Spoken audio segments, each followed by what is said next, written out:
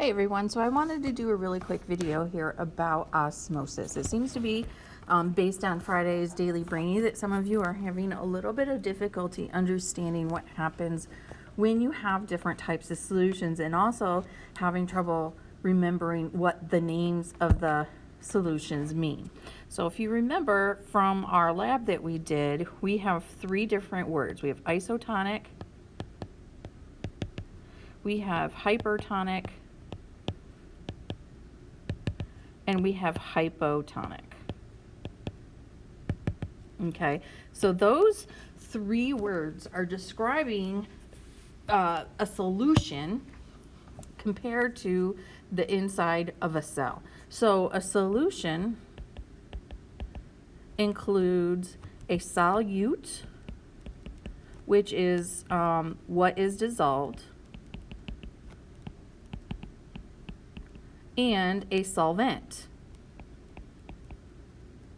which is typically the liquid, or what is doing the dissolving. So if you're talking about a Kool-Aid, Kool-Aid is a solution,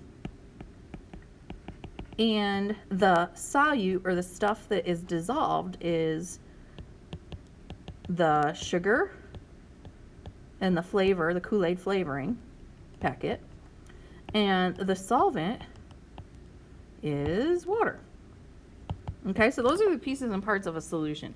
So if you have a solution in a beaker, you have H2O plus some sort of solute. Okay, now how high or how low that solute is going to determine which of these three words are going to come into play when in relationship to the cell. Okay, so if we have a beaker, and in that beaker we have 95% H2O, and we have a cell on the inside of that beaker, and it is 75% H2O.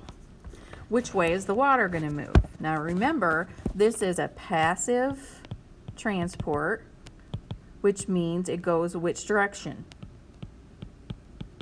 It goes from high to low, and it requires no energy.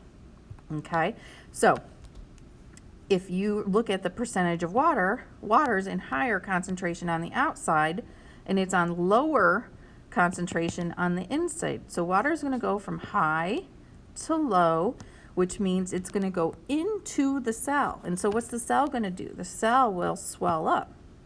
Okay, now this is where it gets a little tricky, because you always are looking at two different things. You're looking at how much water there is, and also how much solute there is. So if you flip it, right, any solution is going to be 100%, right? So if the solution on the outside is 95% water, that means it's only 5% solute. And by the way, we're pretending this solute cannot go through the cell membrane. And on this side, if we have 75% water, that means we have 25% solute. Okay, so if water is going to go in and swell the cell, that means this is a hypotonic solution. And sometimes you'll hear this described as if the cell is put into a solution with less solute concentration, right?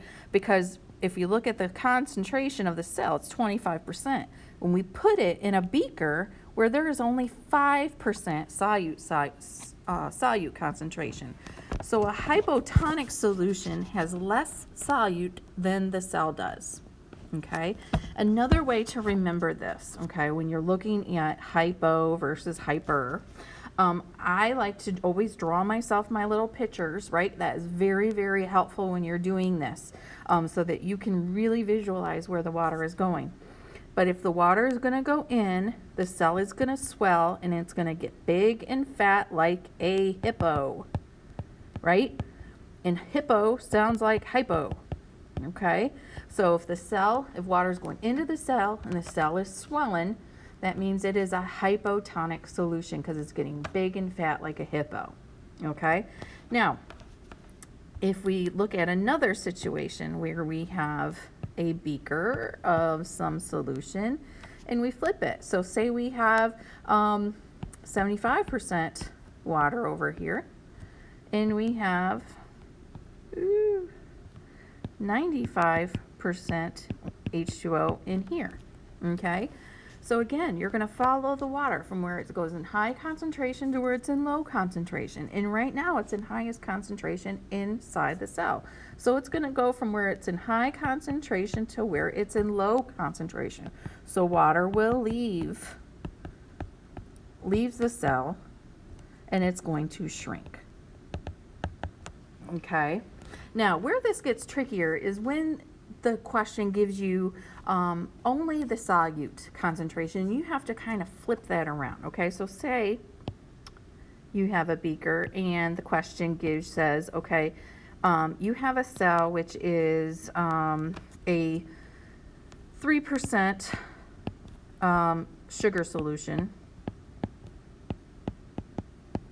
inside, and it is put into a beaker with a 5% sugar solution. And you have to figure out where the water goes, okay?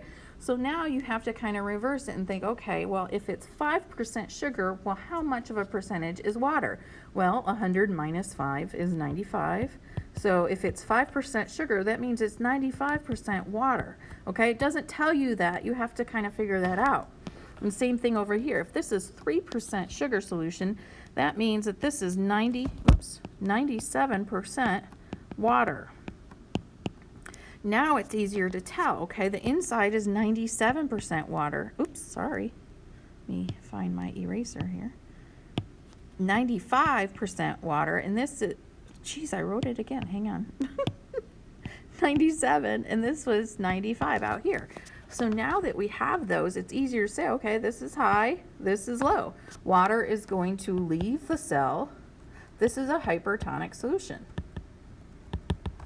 Okay, so if it gives you just the solute concentration, you have to kind of flip it and you have to, subtract it from 100 to figure out the water concentration.